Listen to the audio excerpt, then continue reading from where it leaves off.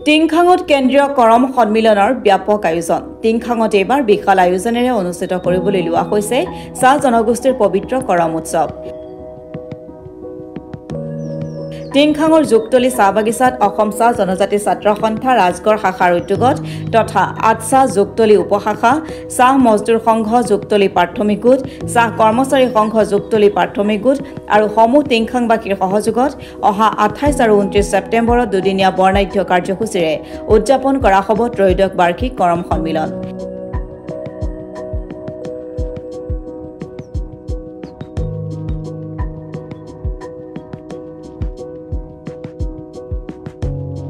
এই উপলক্ষে আজি এক সংবাদমেল সম্বোধন কৰি আয়োজকসকলে জানিবলৈ দিয়ে যে অহা 29 তাৰিখৰ দিনা সময়ৰ খুঁটত হেৰাই যোৱা টিংখাঙৰ শিল্পী, সাহিত্যিক, শিক্ষাৰ্থীৰ লগতে সমাজৰ হকে কাম কৰি যোৱা বহু গণ্যমান্য ব্যক্তিসকলক লৈ এক বিশেষ অনুষ্ঠানৰ আয়োজন কৰা হৈছে।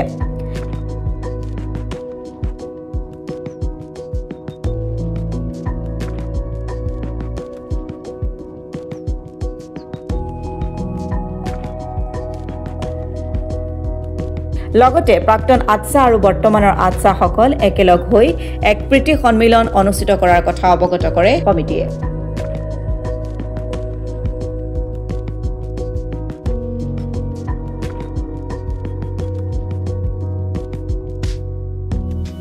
অসম চাহ জনজাতি ছাত্ৰ সন্থা আটছা ৰাজগড় শাখাই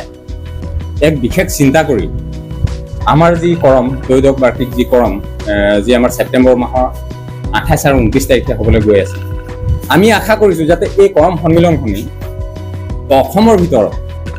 এখন বিশেষ অনন্য আৰু একক কৰম হিচাপে পৰিগণিত। অহা আমাৰ 29 ছেপ্টেম্বৰ তাৰিখে আমাৰ শেষ নিশা আমি বিশেষভাৱে আমি দুটা শিতান ৰাখিছোঁ আৰু তাৰে প্ৰথম শিতানটো হ'ল যিবিলাক শিল্পীয়ে সঁচা অৰ্থত ক'বলৈ গ'লে অসমীয়া জাতিটোৰ লগতে আমাৰ চাহ জনগোষ্ঠী আদিবাসী সমাজখনক কলা কৃষ্টি সংস্কৃতি ধৰি ৰখাৰ লগতে তেখেতসকলে এই আমাৰ সমাজখনৰ কাৰণে অপূৰণীয় তেখেতসকলৰ অৱদান আছে। আৰু তেনে প্ৰায় আমাৰ অসমৰ ভালেকেইজন আমি শিল্পীক একেলগতে একেটা মঞ্চত একেদিনাই একে সময়তে আমি তেখেতসকলক আমি একেলগে এটা বিশেষভাৱে সম্বৰ্ধনা ব্যৱস্থা কৰিছোঁ। আমি তাত আৰু এটা শিতান ৰাখিছোঁ, যিটো শিতানত বিশেষকৈ সেউজীয়া পাতৰ আঁৰৰ জোনাক বুলি এটা আমি অনুষ্ঠান ৰাখিছোঁ। আৰু সেই সেউজীয়া পাতৰ আঁৰৰ জোনাক অনুষ্ঠানটিত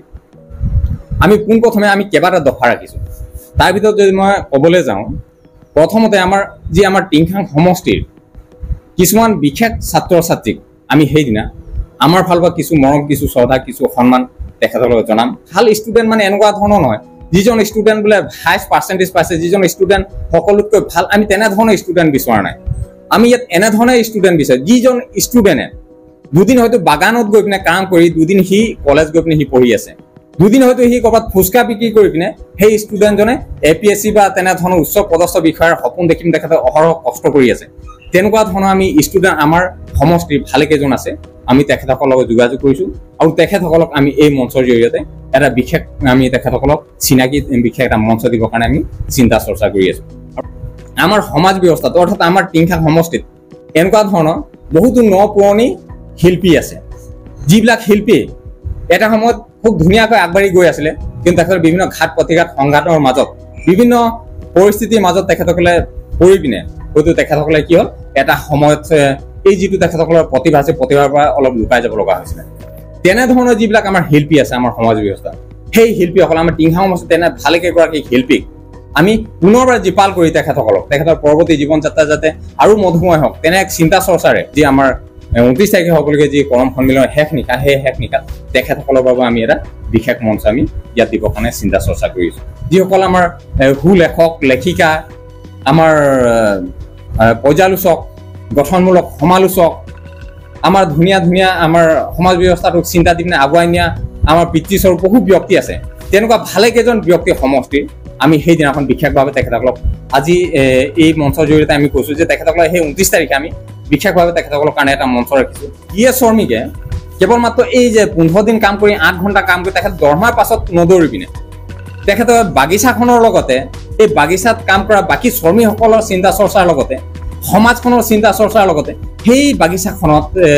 যিসকল আমাৰ উঠি অহা ভূত ভৱিষ্যত যিবিলাক আমাৰ সম্ভাৱনাময় যিবিলাক আমাৰ দেৱশিশু আছে, যিবিলাক আমাৰ যুৱক যুৱতী যিবিলাক কিশোৰী আছে, তেখেতৰ সুন্দৰ ভৱিষ্যতৰ কাৰণে তেখেতৰ দায়িত্ব আৰু কৰ্তব্য কি হ'ব পাৰে, তেখেতে কি ধৰণে এটা নতুন চিন্তা নতুন প্লেনিঙেৰে সমাজখনক বা আমাৰ সেই বাগিচাখনক বা আমাৰ সেই সমষ্টিক আগুৱাই নিব পাৰে, তেনেকুৱা চিন্তা চৰ্চা কৰা আমাৰ ভালেকেইগৰাকী আমাৰ টিংখাং সমষ্টিৰ আমি চৰ্দাৰক আমি সেই 29 তাৰিখৰ যি আমাৰ সেউজীয়া পাতৰ আঁৰৰ জোনাক সেই অনুষ্ঠানটোত আমাৰ ফালৰ পৰা কিছু শ্ৰদ্ধা কিছু সন্মান আৰু কিছু মৰম দিবলৈ চেষ্টা কৰিম আৰু লগতে তেখেতসকলৰ লগত আমি কিছু মত বিনিময় কৰিবলৈ চিন্তা চৰ্চা কৰিম। আৰ্টছা যিসকল পুৰণি সতীৰ্থ আছে, যিবিলাক হয়তো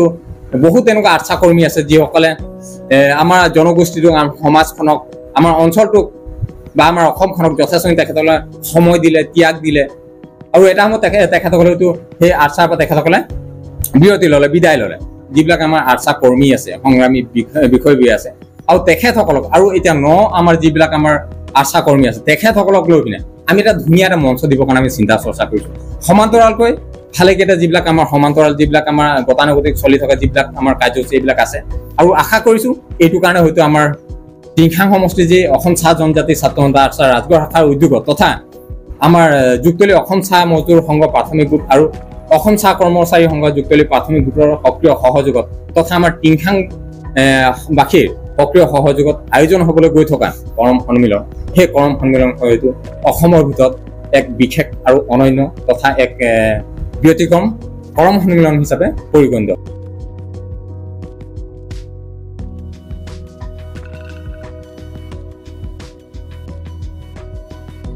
ব্যুৰ ৰিপৰ্ট অসম টুডে।